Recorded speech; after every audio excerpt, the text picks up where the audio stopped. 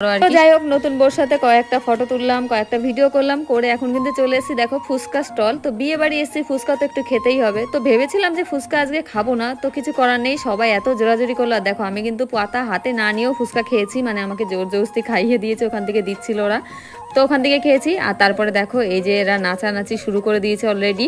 আর বিয়ে বাড়ি এসছে, একটু নাচানাচি তো করতেই হবে। তো সবাইকে আমি বলছিলাম সেটা একটু পরে হবে, কিন্তু তার আগে চলো খাওয়া দাওয়াটা সেরে নিই। তো এই যে দেখো খেতে বসে পড়েছি, মানে খাবারের প্যান্ডেলে চলে এসেছি।